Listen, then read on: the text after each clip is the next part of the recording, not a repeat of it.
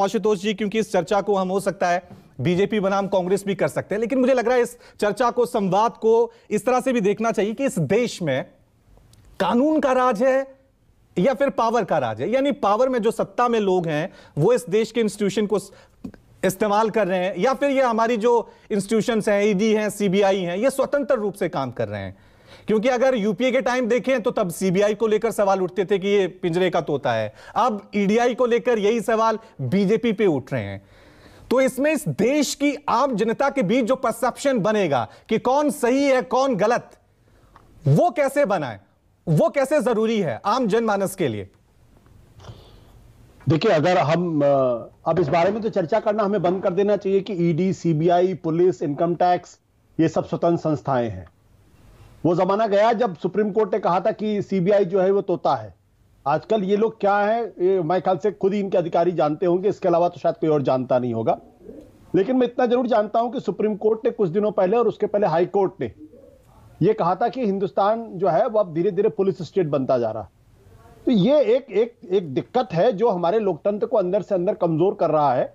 और ये कोई महज इत्तेफाक की बात नहीं है कि इस देश के अंदर सिर्फ छापे और अरेस्ट, गिरफ्तारियां सिर्फ विपक्षी दलों के नेताओं की होती है।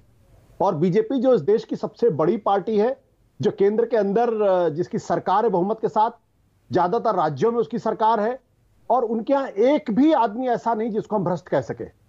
ये आज की तारीख में सच्चाई है।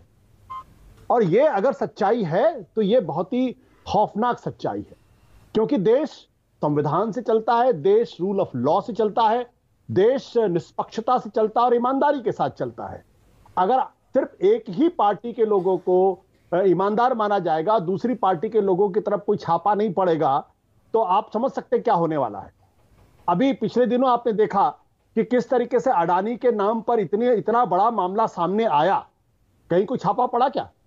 कहीं किसी ने आपने सुनाई दिया कि ईडी के अधिकारी पहुंच गए हैं और छापा वहां पड़ रहा है? लेकिन बीबीसी के यहां जरूर इनकम टैक्स का छापा पड़ गया और वहां पे वो 72 घंटे तक वहां रहे। तो एक तरफ जहां पे मैं ये नहीं कहता हूं कि अडानी ने घपला किया, लेकिन अगर अडानी के खिलाफ इतने गंभीर आरोप लग रहे हैं, तमाम अंतर्राष्ट्रीय और राष्ट्रीय एजेंसीज का उनके ऊपर विश्वास नहीं है, तभी तो $120 बिलियन जो नोशनल मनी थी वो गायब हो गई। अगर यकीन होता तो फ्रांस की कंपनी वो अडानी से अपने रिश्ते नहीं तोड़ती, या नॉर्वे की कंपनी सब कुछ नहीं करती, और जो स्टेक होल्डर्स हैं, जो स्टॉक होल्डर्स हैं, शेयर धारक हैं, वो अपना पैसा नहीं निकालने की कोशिश करते। तो मैं ये कहता हूं कि अगर कहीं छापा पड़ना चाहिए तो अडानी क्या कम से कम छापा तो पड़े, पता तो चले कि ईमानदारी से वहां सरकार ईमानदारी से पैसा कमाएगा, बेईमानी से कमाएगा। आरोप है तो उसके निष्पक्ष जांच होनी चाहिए। लेकिन आशुतोष, एक दूसरा दृष्टिकोण भी है। दूसरा दृष्टिकोण ये कि मैं आपको दूसरी तस्वीर भी दिखा रहा हूं। पार्थ चटर्जी के यहां पे आपने देखा था रेड पड़ी थी ईडी की, और कैसे नोटों की गड्डियां मिली थी पश्चिम बंगाल में। तो ये तो सवाल ये भी आ जाता है ना कि जब ईडी काम कर रही है, सीबीआई काम कर रही है, क्या हर बार ये कह दिया जाए कि हाँ भाई ये तो सरकार, ये बदले की कार्रवाई हो रही है? कहीं ना कहीं कुछ तो निकल रहा है, कुछ ना कुछ तो खामियां हो रही हैं। रवि जी, मैं 10 बीजेपी नेताओं के नाम दूंगा, आप उनके यहां छापे डलवा लीजिए, आपको पता चल जाएगा। तो जब छापे सिर्फ एक ही पक्ष के यहां पड़ रहे हैं और दूसरे पक्ष की तरफ कोई हो ही नहीं रहा है, क्या इस देश के अंदर सुखराम के यहां छापे नहीं पड़े थे? आपको याद होगा 1996-97 की बात है, और उनको वहां से किस तरीके से पैसे निकले थे। तो ये जो नैरेटिव पेंट करने की जो कोशिश की जा रही है कि बेईमान सिर्फ विपक्ष में है और सारी ईमानदारी राजा हरिश्चंद्र जो है वो सिर्फ बीजेपी के अंदर है, ये तो इस देश का कोई बच्चा भी नहीं मानेगा। बाकी की बात तो आप छोड़ दीजिए, कोई बच्चा नहीं मानेगा। और मैं आज बता दूं, इतिहास इस बात का हिसाब लेगा कि आज जो बड़े बड़े पदों पर इन्फोर्समेंट डायरेक्टरेट, तमाम एजेंसी से बैठे हुए लोग हैं, 20 साल के बाद जब जनता उनसे सवाल पूछेगी, जब इस देश में ये सब हो रहा था तब आपकी रीढ़ की हड्डी कहां चली गई थी, आप क्या कर रहे थे?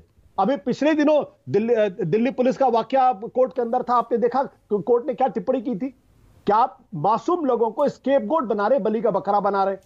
क्या जो पुलिस कमिश्नर उस वक्त थे, क्या उनको किसी तरीके की शर्म नहीं आनी चाहिए? ठीक है, क्या ठीक नहीं है, सोचना ठीक है, चाहिए कि ठीक हम कर क्या रहे हैं? है। ये सवाल बना हुआ है कि क्या लोगों को हम जेल के अंदर डाल रहे हैं। ये सवाल बना हो, क्या सीबीआई ईडी को खुद स्टैंड लेने की जरूरत है या फिर कुछ और सिस्टम में बदलाव करने की जरूरत है? चुनाव आयोग पे सवाल उठ रहे हैं, ईडी पे सवाल उठ रहे हैं, सीबीआई पे सवाल उठ रहे हैं।